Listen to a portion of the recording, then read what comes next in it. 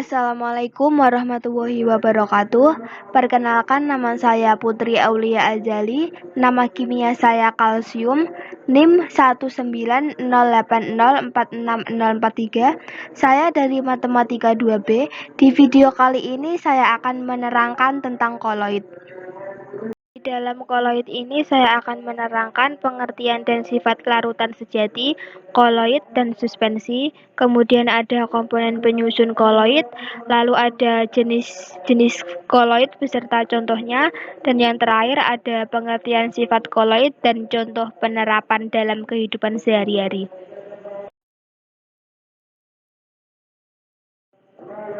Yang pertama adalah larutan sejati. Larutan sejati adalah sistem dispersi yang ukuran partikel sangat kecil, dan di dalam larutan tersebut tidak dapat dibedakan antara partikel dispersi dan pendispersinya. Sifat-sifat larutan sejati antara lain adalah bersifat homogen, tidak dapat disaring, stabil, tidak memisah, dan ada satu fase. Yang kedua ada koloid. Koloid adalah suatu campuran antara dua zat atau lebih, di mana partikel-partikel zat yang berukuran koloid atau fase terdispersi tersebar merata dalam zat lain, yaitu medium pendispersi. Di dalam koloid ini, secara makroskopis bersifat homogen, namun secara mikroskopis bersifat heterogen. Koloid ini ada dua fase, bersifat stabil, tidak dapat disaring kecuali dengan penyaring tertentu. Untuk sifat-sifat koloid ada 7, yaitu efek Tyndall, gerak Brown, dialisis, koagulasi, elektroforesis, koloid pelindung, dan absorpsi.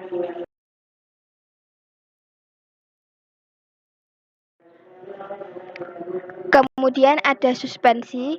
Suspensi adalah suatu campuran fluida yang mengandung partikel padat atau campuran heterogen dari zat cair dan zat padat yang dilarutkan dalam sebuah zat cair. Sifat-sifat suspensi antara lain bersifat heterogen, ada dua fase, dapat disaring, dan tidak stabil. Komponen-komponen penyusun koloid terdiri dari dua, yaitu fase terdispersi dan fase pendispersi. Fase terdispersi merupakan zat terlarut dan bersifat diskontinu, sedangkan fase pendispersi merupakan zat pelarut dan bersifat kontinu atau kelanjutan. Seperti contohnya air susu. Air susu ini air bersifat pendispersi atau zat pelarut, sedangkan susu merupakan zat terlarut atau terdispersi.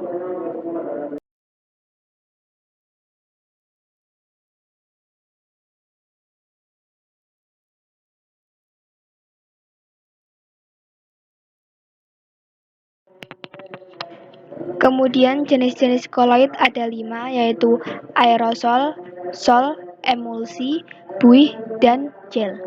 Aerosol dibagi menjadi 2, yaitu aerosol padat dan aerosol cair. Kemudian sol dibagi menjadi 2, yaitu sol dan sol padat. Kemudian emulsi dibagi menjadi 2, yaitu emulsi dan emulsi padat. Kemudian buih dibagi menjadi 2, yaitu buih dan buih padat.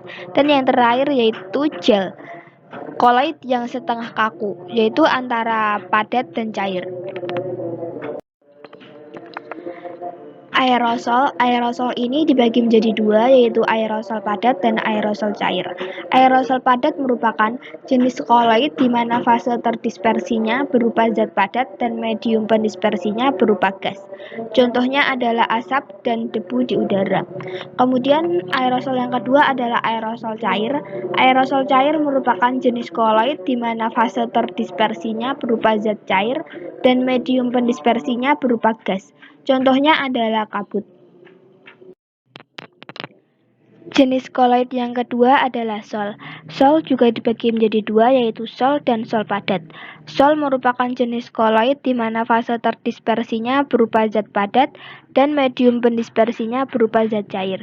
Contohnya adalah sol emas, sol belerang, tinta, dan cat. Sol yang kedua adalah sol padat. Sol padat merupakan jenis koloid di mana fase terdispersinya berupa zat padat dan medium pendispersinya berupa zat padat juga. Contohnya adalah gelas berwarna dan intan hitam. Jenis koloid yang ketiga adalah emulsi. Emulsi dibagi menjadi dua, yaitu emulsi dan emulsi padat.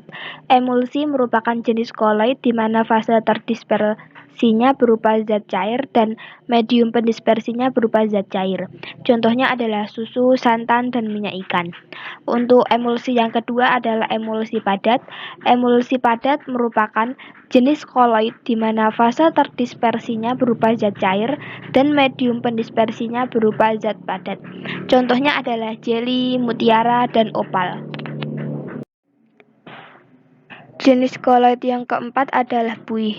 Buih dibagi menjadi dua, yaitu buih dan buih padat. Buih merupakan jenis koloid di mana fase terdispersinya berupa gas dan medium pendispersinya berupa zat cair. Contohnya adalah buih sabun dan krim kocok. Kemudian buih padat adalah jenis koloid di mana fase terdispersinya berupa zat gas dan medium pendispersinya berupa zat padat. Contohnya adalah karet busa dan batu apung. Dan jenis koloid yang terakhir adalah gel. Gel merupakan jenis koloid yang setengah kaku, yaitu antara padat dan cair. Contohnya adalah agar-agar, selai, dan gelatin. Kemudian sifat-sifat koloid dan penerapannya dalam kehidupan sehari-hari. Sifat-sifat koloid yang pertama ada efek Tyndall. Efek Tyndall merupakan peristiwa penghamburan cahaya oleh partikel koloid. Partikel dalam sistem koloid dapat berupa molekul atau ion yang berukuran cukup besar dan akan menghamburkan cahaya ke segala arah.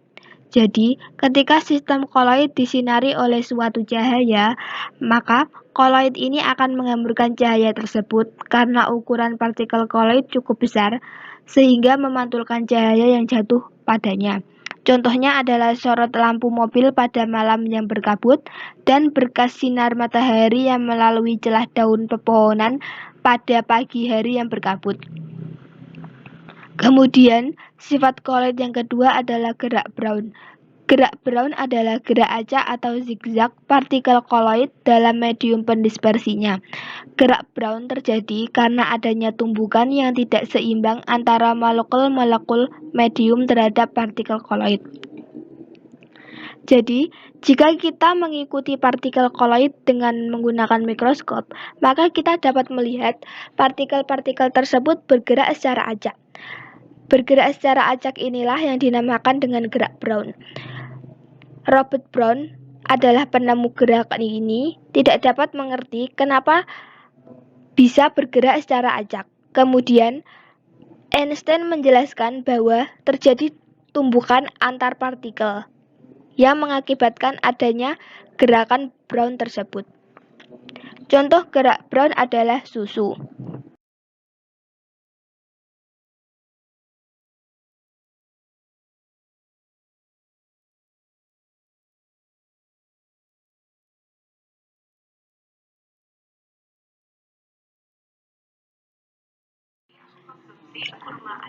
Sifat yang ketiga adalah dialisis. Dialisis adalah penghilangan muatan koloid dengan cara memasukkan koloid ke dalam membran semipermeabel dan kemudian dimasukkan ke dalam aliran zat cair.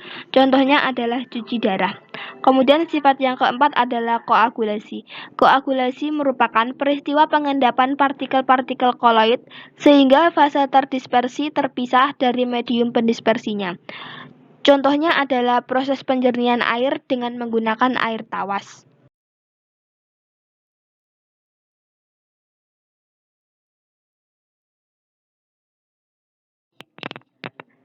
Sifat koloid yang kelima adalah elektroforesis. Elektroforesis merupakan pergerakan partikel koloid di bawah pengaruh medan listrik. Jadi, partikel koloid dapat memiliki muatan sehingga zat tersebut dapat bergerak ke arah elektrode yang berlawanan muatan. Contohnya adalah cerobong pabrik yang dipasangi lempeng logam yang bermuatan listrik, dan pengecatan mobil. Pada saat pengecatan mobil, badan mobil akan dialiri dengan muatan listrik yang berlawanan dengan muatan cat. Kemudian, sifat koloid yang keenam ada koloid pelindung. Koloid pelindung adalah koloid yang dapat menstabilkan sistem koloid yang lain. Contohnya adalah cat dan tinta dapat bertahan lama ketika menggunakan suatu koloid pelindung, yaitu minyak. Dan sifat koloid yang terakhir adalah absorpsi. Absorpsi adalah proses penyerapan suatu zat di permukaan zat lain. Maksudnya, zat-zat yang terdispersi dalam koloid memiliki sifat listrik pada permukaannya. Partikel ini menimbulkan gaya van der Waals sehingga dapat mengikat partikel-partikel zat asing. Penempelan partikel-partikel zat ini disebut dengan absorpsi. Contohnya adalah penjernihan air tebu.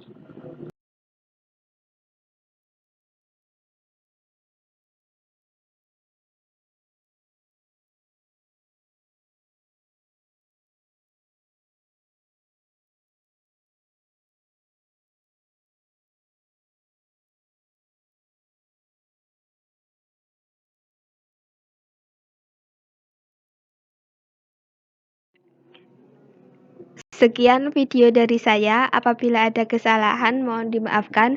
Wassalamualaikum warahmatullahi wabarakatuh.